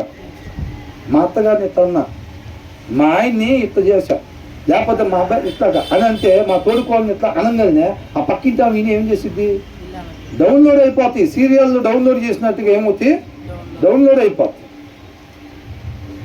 వాళ్ళు దాన్నే తీసుకొచ్చి ఈ కుటుంబాలు లీడ్ చేస్తూ ఉంటారు. అలాగే ఆ సీరియల్ ఎట్లా నడుస్తూ ఉండిద్దో, సీరియల్లో ట్విస్టులు ఉండాలి ఎనీ టైం. నార్మల్గా జనరల్గా పోతే ఏముందలే అనిపించింది, ట్విస్టింగ్ ఉంటా ఉండాలి ఎనీ టైం. కూర తిప్పొద్దామని పోతాం, గుమ్మం దగ్గరికి వెళ్తే అవి మాడిపోయిన దాకా పోయేది ఉండదు అవసరకి. ఎందుకని వాళ్ళు అట్లా సెట్ చేస్తారు, అక్కడ ఆ ట్విస్టింగ్లు ఉండాలి కాబట్టి పెడతారు. వీళ్ళు ఏం చేస్తారంటే తెలిసి తెలియక ఈ బైబిల్ చదవకపోతే ఆ జ్ఞానం లేక ఆ ట్విస్టింగ్ జీవితంలో పెట్టి వీళ్ళ కొంపలో వీళ్ళే అల్లకల్లలో సముద్రంలో సుడిగుండం వచ్చినట్టు వీళ్ళ కొంపలో వీళ్ళే సుడిగుండం. ఓహో అట్లా డీల్ చేయాలా కోడల్ని, భర్తను అట్లా డీల్ చేయాలా, తోడుకోవడం అట్లా డీల్ చేయాలా. వాళ్ళు ట్విస్టింగ్ కోసం ఏదో ఒకటి ఆమె ఏదో చేసినట్టుగా పెడితేనే దానికి ఏమో పై ఎత్తేసి ఆ జనాలు చూస్తూ ఉంటారు. ప్రశాంతంగా ఉన్న కుటుంబంలో సీరియల్ జ్ఞానం తీసుకొచ్చి పెట్టి తుఫాను సెట్ చేసుకుంటూ ఉంటారు. అంతేనా కదా? కాబట్టి మనం మంచిగా ఉండటం వలన మనం ఏం చేస్తామంటే ఆయనలో నాటబడినప్పుడు ఆయన గుణలక్షణాలు మనలోకి వస్తాయి. మనం వాటిని ప్రకాశింపజేస్తూ ఉంటాం. దేవుడి ప్రేమ జనాల్లో కనపరిచేటప్పుడు ఏమైంది, అనేక మంది ఆ మార్గాన్ని చూసి నేను కూడా అలా ఉండాలని సత్యంలోకి నడిపించబడుతూ ఉంటారు. అవునా? అలాగా సత్య సాక్షులుగా ఉండాలి. మనం సత్య స్వరూపులో ఉంటే సరిపోదు. ఎలా ఉండాలంట? సత్య సాక్షులుగా మనం ఉండాలి. యేసుక్రీస్తు వారు చేసిన పని అదే. అవునా కదా? ఆయన తండ్రి మాట ప్రకారంగా ఉంటా అది మనందరూ కూడా మాదిరిని కనపరిచారన్నమాట. ఇన్హెరిట్ వారసత్వంగా అందించారు మనకి. మనం కూడా ఆ రీతిగా జీవించి మనం కూడా మన తర్వాత వారసత్వంగా అందించాలి. అంతే, మంచిగా ఉండి చెడ్డగా ఉండకూడదు. ఫాల్స్ విట్నెస్ లాగా మనం ఉండకూడదు. అర్థమవుతుందండి? తర్వాత ఏమంటున్నారు, యెహోవా యందు భయభక్తులు కలిగి ఉంటామంటే చెడుతనాన్ని విసర్జించుటయే. అవునా? యెహోవా యందు భయభక్తులు కలిగి ఉంటామంటే చెడుతనాన్ని విసర్జించుటే. చెడుతనం అంటే ఏంటి? మందు తాగటం, సిగరెట్లు తాగటం, అబద్ధాలు ఆడటం, బూతులు తిట్టడం, సీరియల్ చూడటం, సినిమాలు చూడటం. మన దృష్టిలో అది చెడుతనం అంటే. అవునా? వాక్యంలో ఏదైతే వద్దని చెబుతున్నారో అది చెడుదంతే. పాపం అంటే ఏమనుకున్నాం? ఉండాల్సింది ఇది ఉండపోవటం పాపం. అది చేస్తేనే పాపం, ఇది చేస్తే పాపం, ఇది చేస్తే పాపం కాదు. ఇప్పుడు మనం ఎవరికి ఏం అన్యాయం చేయకుండా పగలో రాత్రి డ్యూటీలు చేసుకొని బాగా 100 కోట్లు సంపాదించి పిల్లలకి ఇచ్చి అక్కడ నుంచున్నాం అనుకోండి, రేపు జీరో పడిద్ది. నేను ఎవరికి అన్యాయం చేశాను, ఏం చేశాను అని అంటే దేవుడు ఏం చెప్తాడు? నేను పంపించింది అందుకు కాదంటాడు. ఉండాల్సిన రీతిగా ఉండపోవటం పాపం. మనం ఎందుకోసం వచ్చామో ఆ పని కొరకు జీవించకపోవటం పాపం. అర్థమవుతుందండి? అది చేస్తేనే పాపం, ఇది చేస్తేనే పాపం కాదు. ఏది చేయటానికి దేవుడు మన పట్ల ఉద్దేశం కలిగి ఉన్నాడో అది చేయకపోవటం పాపం అంతే. నువ్వు మందు రాకపోవచ్చు కాక ఏ పని కోసం వచ్చావు ఆ పని చేయకపోతే పాపి. అవునా కదా? అదే అంటున్నాడు. కాబట్టి ఏమంటున్నాడు? Who ever fear the lord, దేవుని యందు భయభక్తులు కలిగిన వాళ్ళు ఏంటంట ఇక్కడ చూడండి. అదే who ever fears the lord has a secure fortress అని అంటున్నాడు. అని అంటే సురక్షితమైన కోటలో ఉంటారంట వాళ్ళు. సురక్షితమైన అంటే ప్రాబ్లం ఉందనా? వాళ్ళ రక్షణకి ఏ ప్రాబ్లం లేదు అని. ఎవరికంట ఆ రక్షణ? ఆ కోట ఎవరికి ఉండిద్ది? ఆ కోటలో ప్రవేశం ఎవరికి ఉండిద్దంట? యెహోవా యందు భయభక్తులు కలిగిన వాళ్ళు, చెడుతనాన్ని విసర్జించే వాళ్ళు, వాక్యమయ్యున్న దేవుడు ఏదైతే వద్దంటున్నాడో దాని జోలి పోని వాళ్ళకంట ఆ సురక్షితమైన కోటలో ఉన్నట్టేనంట. అర్థమవుతుందండి? వాళ్ళ రక్షణకి ఎటువంటి ప్రాబ్లం లేదు. ఎప్పుడు వాక్యం ఏదైతే వద్దంటుందో అది నా జీవితంలో వద్దు, ఉండకూడదు అని చెప్పి ఎవరైతే చేయకుండా ఉంటారో వాళ్ళ రక్షణకి ప్రాబ్లం లేదు. సురక్షమైన కోటగా దేవుడే ఉంటాడు. అదే అంటాడు, who ever fears the lord has a secure fortress and for their children. అద్భుతమైన మాట. అర్థమవుతుందండి? మనం ఉండటమే కాదు, ఇప్పుడు నేనున్నాను, నా భార్య ఉంది, ఇద్దరు కలిసి ఉంటాం. ఇద్దరు ఎలాగ ఉండాలి? Fear the lord. వాక్యం వద్దు అన్నదాన్ని మేము ఇద్దరం ఎప్పుడైతే చెయ్యకుండా ఉంటామో మా రక్షణకి దేవుడే కోటగా ఉంటాడు. మా రక్షణకి ఎటువంటి ప్రాబ్లం లేదు. అదంత మాత్రమే కాదు, మాతో పాటు ఇద్దరు పిల్లలు నిత్యం మమ్మల్ని గమనిస్తూ ఉంటారు మా ఇంట్లో. వాళ్ళకి మేము ఉండే విధానం, మా చెడుతనం వాక్యంలో వద్దన్నది మా జీవితంలో రానియకుండా ఉంటాం. చూసారా మేము ఇద్దరం? అది మా పిల్లలకి ఎలాంటి భవిష్యత్తుని ఇచ్చిందంటే, and for their children it will be a refuge అని అంటున్నాడు. ఆశ్రయంగా మారిద్ది. వాళ్ళు ఉండటాన్ని, చెడుతనాన్ని విసర్జించటం ద్వారా మేమిద్దరం మా పిల్లలకి దాన్ని ఒక ఆశ్రయ కోటగా మేము వాళ్ళకి అందిస్తాం. తల్లిదండ్రుల నుంచి ఎక్కడదా ఇల్లు బ్రహ్మాండంగా ఉంది ఏంద్రా అంటే మా నాన్న కట్టారా. అప్పట్లో మా తాతగారు కొన్నది. ఏంటంట? అప్పట్లో వాళ్ళ తాతగారు కొన్నారంట. అప్పుడు చుట్టుపక్కల ఏమీ లేదంట, బ్రహ్మాండమైన ఇల్లు కట్టాడంట. ఆ ఇంట్లో వాళ్ళ పిల్లలు ఉంటున్నారు. మనం ఇయ్యాల్సిన ఇల్లులు ఇయ్యి. ఒక విశ్వాసి ఇయ్యాల్సిన ఇల్లులు. అబ్రహాం బహు ధనవంతుడు, డేరాలో బతికాడు. ఇస్సాకు ధనవంతుడు, డేరాలో బతికాడు. యాకోబు ధనవంతుడు, డేరాలో బతికాడు. అంటే అప్పట్లో కోటలు లేవా? ఉన్నాయి. కట్టుకోవటం రాదా? ఆ దగ్గర పనులు లేరా? ఉన్నారు. ఎందుకని? వాళ్ళ చూపు ఈ ఇళ్ళ మీద ఉంది. వాళ్ళు ఈ కోటల్లో ఉంటున్నారు. వాళ్ళు ఎక్కడంట? యెహోవా యందు భయభక్తులు కలిగి ఉండే వాళ్ళకి హ్యాస్ ఎ సెక్యూర్ ఫోర్ట్రెస్ అని ఉంది. బహుధైర్యం అనగా తెలుగులో రాస్తారు. మనం ఏం చేస్తాం? అవునా? అందుకని గొప్ప ఒక మంచి డెప్త్ కావాలంటే ప్రతిదీ కూడా ఇంగ్లీష్లోనే ఉంటాయి. పెద్ద వాళ్ళు రాసినవి కావచ్చు, ప్రతిదీ కూడా ఏంటంటే ఆ డెప్త్ ఇంగ్లీష్లో ఉన్నాయే ఉంటాయి. కాబట్టి ఏమని అంటున్నాడు? వీళ్ళకంట ఒక సురక్షితమైన కోట అంట. ఆ ఇళ్లల్లో ఉన్నారు వీళ్ళు. అబ్రహాం, ఇస్సాకు, యాకోబు వాళ్ళ సంతానానికి ఆ ఇల్లులు, ఆ ఆశ్రయపురాలు అందించారు వాళ్ళు. మనకులాగా జింకులో ఒక ఇల్లు, బంకులో ఒక ఇల్లు, అక్కడ ఒక ఇల్లు, ఇవి కాదు మనం అందించారు. అర్థమైందండి? అది లోకస్తులు అందించుకుంటారు. యనమల కుదురులో ఒక ఇల్లు, కానూరులో ఒక ఇల్లు, బెన్సర్కులు కాడ ఒక బంగళా ఇచ్చేది ఎవరు? లాభసంబంధం ఎవరికి పెట్టకుండా దాచుకుంటే మనం కూడా ఇవ్వచ్చు. కాబట్టి ఆ దారిని బాగూడదని అంటున్నాడు. అర్థమవుతుందండి?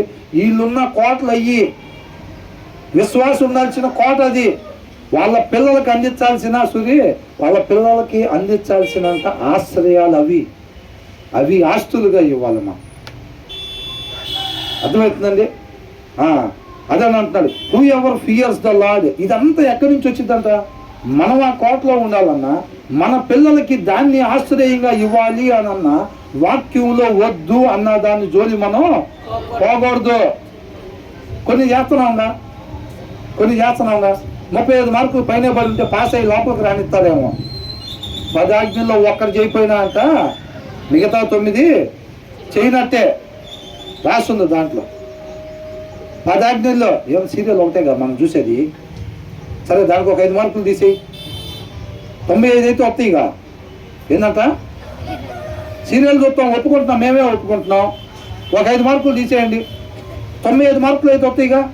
195 అంటే పాసేగా, లోపలికి రానిస్తారుగా రేపు? రానిస్తారా? ఇస్కరేతుదాకు 5 మార్కులే, బిలాంకి 5, అపవాదికి 5, శుభ్రంగా నరకానికి తీసుకెళ్ళాం. 10 ఆజ్ఞల్లో ఒక్కటి చేయకపోయినా సరే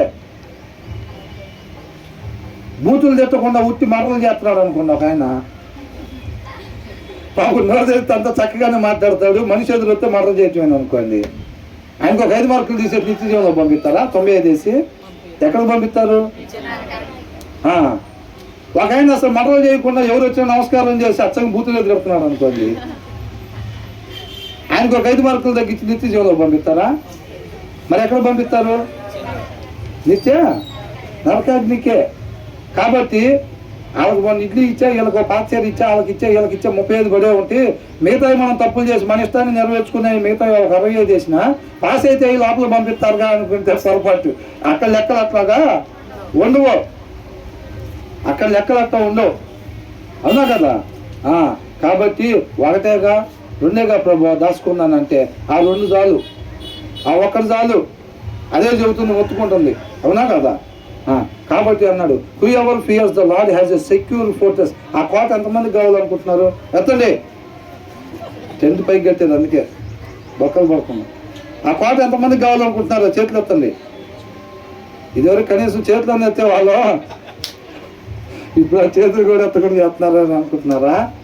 నిరుత్సాహపరిచేది కాదండి. ఆ కోట ఎంతమంది కావాలని అనుకుంటున్నారంటే చెడుతనాన్ని విసర్జించే వాళ్ళంగా మేము ఉండాలనుకుంటున్నాం అనేది ఆ ఉద్దేశం, అంతేనా? కోట కావాలనంటే చెడుతనాన్ని విసర్జించాలి, అంతే. లేకపోతే పోయినసారి అనుకున్నట్టుగా అసలు వాక్యం చదువుకొని ఉంటే ఏం చేయకూడదు మనకు తెలియదు కాబట్టి ఆ గోలే ఉండదురా. ఏది పడితే అది చేసుకుంటూ తిరగచ్చు, ఏది పడితే అది చేసుకుంటూ ఉంటే ఎవరితో పడితే ఎవరితో కళాయిలో ఎగుతూ ఉంటుంది. అంటే ఉట్టికినే చెప్పారులే కానీ అక్కడ కళాయిలు పోలేదు, ఏమి ఉండదండి. కళాయిలు ఉండవులే కానీ కార్యక్రమం అయితే ఉండిద్ది, అవునా? కళాయి ఉండదు అంతే కానీ కార్యక్రమం కామనే అది. కాబట్టి మనం చూసుకోవాలి, ఏదో నవ్వుకుంటున్నామని కాదండి, చాలా serious matter, emergency, breaking news ఇది, అవునా? నేడే రక్షణ దినం అంటే ఏంది? టైం ఉంటే సాయంత్రం అని రాసేవాళ్ళుగా, ఇదే తగిన సమయం, ఇదే స్పాట్, ఆన్ ది స్పాట్ చేయాలంట. ఏం చేయాలి? ఆన్ ది స్పాట్ ఏం చేయాలి? చెడుతనాన్ని విసర్జించుకోవాలి, మనం ఉపేక్షించుకోవాలి, సబ్మిట్ చేసుకోవాలి, లోపడాలి, తీర్మానం తీసుకోవాలి. అర్థమవుతుందండి? లోకంలో నుంచి ప్రత్యేకింపబడిన వారుగా ఉండాలి. మనం ఉండాలా లేదా? ఆకారంలో కాదండి, ఆ ప్రేమలో మనం ఎలా ఉండాలి? ప్రత్యేకింపబడిన వారుగా ఉండాలి. ఆయనగా కనబరుచుకుంటున్నాడు మనకి చక్కగా. బ్రదర్ అన్నట్టుగా పోయి ఆయన షర్టు పట్టుకుందాం, ఒక ఆమె పట్టుకుంది, స్వస్థత పొందుకుంది. దేవుడు షర్టు పట్టుకుందాం, జుట్టు పట్టుకుందాం అనేది అనుకోబాకండి. ఆయనకి వాక్యంలో రాస్తుంది, ఆయనగా తెలుసుకోవాలని ఉంది, అవునా? మన పిల్లలు మనం అదే చేస్తుంటాం. ఆయన కృపను బట్టి తెలియపరుచుకుంటున్నాడు మనకి. ఆ దినాన ఐగుప్తులో ఒక అద్భుతమైన మెసేజ్ నాకైతే అసలు నాకే మామూలుగా అనిపించదు. అక్కడ అద్భుత కార్యాలు ఐగుప్తులో చేసినప్పుడు మొత్తానికి ఆయనగా కనపరుచుకున్న గడియలై, అవునా? ఆయన మహాకృపను బట్టి ఇప్పుడు కూడా అదే జరుగుతుంది. ఆయనగా కనపరుచుకుంటున్నాడు అన్నమాట. దేవుణ్ణి ఎవరు కూడా చూడలేదు ఇప్పటి వరకు కూడా. అలాగే ఎవరైనా చూసారా అంటే అబద్ధికుడు అని అంటున్నాడు.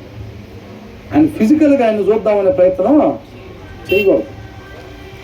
ఆయనగా తెలుసుకోవటం. యోపదేగా అన్నాడు, ఆయన గురించి ఆయనగా తెలుసుకున్నప్పుడు నేను నిన్ను కన్నులారా చూస్తున్నాను అంటున్నాడు.